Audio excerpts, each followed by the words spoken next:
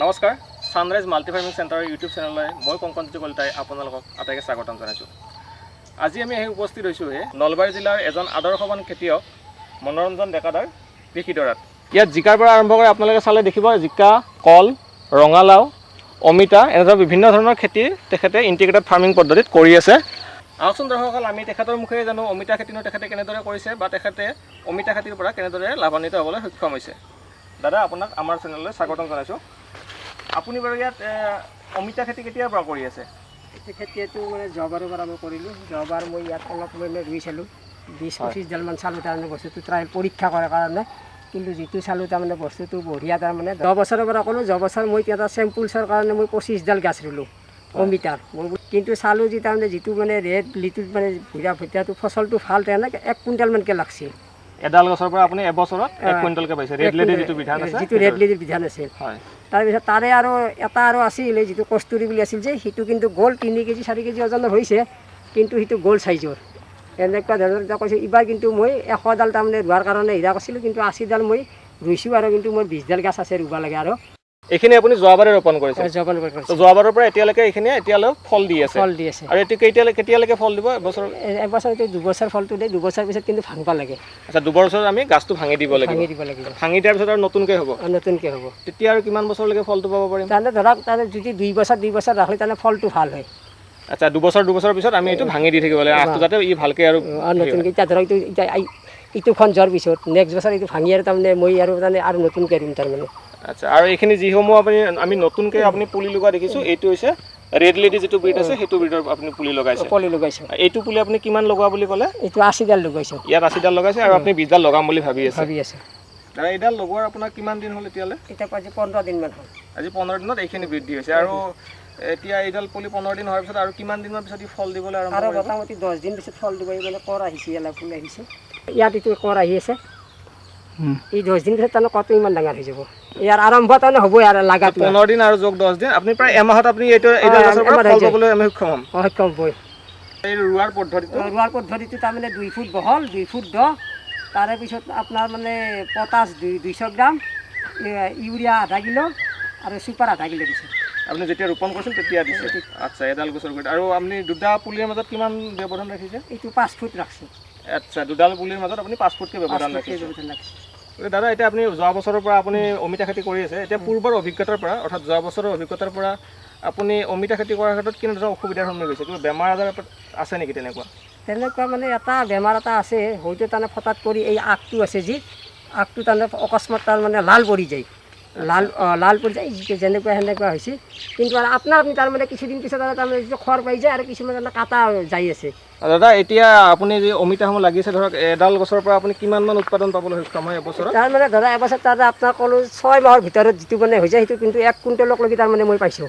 এডাল গছৰ পৰা 1 কুইণ্টেল? এতিয়া ধৰক মই তাৰমানে ঘৰৰ পৰা আজি ৰাতিপুৱা মই তাৰমানে এডাল দিছোঁ, তাৰমানে 1 মোন 40 কেজি নিছোঁ, তাৰমানে 100 কৰি পাল্লা দিছোঁ মই। অৰ্থাৎ পাল্লা 100 টকা হ'লে আপোনাৰ কেজি 20 টকা মূল্যত আপুনি আজি বজাৰ দৰত অমিতা বেচি আছে। ধৰক এডালত 6 মাহত আপুনি 1 কুইণ্টেল পাব বুলি কৈছে, আৰু বজাৰ মূল্য যদি 20 টকা বুলি ধৰি লওঁ, তেতিয়াহ'লে আপুনি প্ৰায় 6 মাহত এডাল অমিতা গছৰ পৰা 2000 মান টকা মানে পাই, আৰু অলপ বেছিহে পাই। তাৰ ধৰক এই যেতিয়া মালটো ছিঙি দিম। আচ্ছা, আজি এই মালটো ছিঙিছোঁ, আৰু 15 দিন পাছত তাৰমানে এই যে আগত যে কৰ আহি আছে যি, মানে মালটো ছিঙিলেহে তাৰমানে কতটো তাৰমানে আৰু সেইকেইটা কত মানে মানে আপুনি এডাল গছৰ পৰা এবছৰত কিমানমান উৎপাদন পাবলৈ সক্ষম হয়? কিমানমান টকা লাভ হ'বলৈ আপুনি সক্ষম হৈছে? ধৰক তাৰমানে এতিয়া 30,000ৰ তাৰমানে ওপৰত থাকে। এডাল গছৰ পৰা এবছৰত 30,000লৈকে আপুনি উৎপাদন কৰিবলৈ পাৰিছে? যোৱাবাৰ মই 50 টকাকৈ মই নিজে বেচিছোঁ। আচ্ছা, বজাৰ মূল্য হিচাপত যেতিয়া যিহেতু বজাৰ মূল্য উঠা নমা হৈ থাকে, গড় মূল্য হিচাপে আপুনি কিমান বুলি ভাবে? এতিয়া আজিৰ বজাৰত গড় মূল্য আপুনি কিমানমান পাবলৈ সক্ষম হয়? ধৰক তাৰমানে একডাল গছত তাৰমানে 30,000 টকাটো টেনশ্যনে নাই, মিনিমাম 30,000 টকা।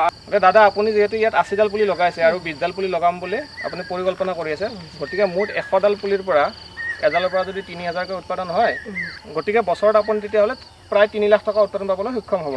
সক্ষম হ'ম। আপোনাৰ পূৰ্ব অভিজ্ঞতাৰ পৰা, যিহেতু যোৱাবাৰ আপুনি পৰীক্ষামূলকভাৱে অমিতা খেতি কৰিলে, সেই অভিজ্ঞতাৰ পৰা যদিহে আমি 100 ডাল কৰোঁ, তেতিয়াহ'লে প্ৰায় 3 লাখ টকা। গতিকে এই 100 ডাল পুলিৰ কাৰণে আপোনাক প্ৰায় কিমান মাটিকালিৰ প্ৰয়োজন হৈছে? এতিয়া কথা হিৰামান আছে, 1 কঠামান আছে গড় 80 ডাল গছত।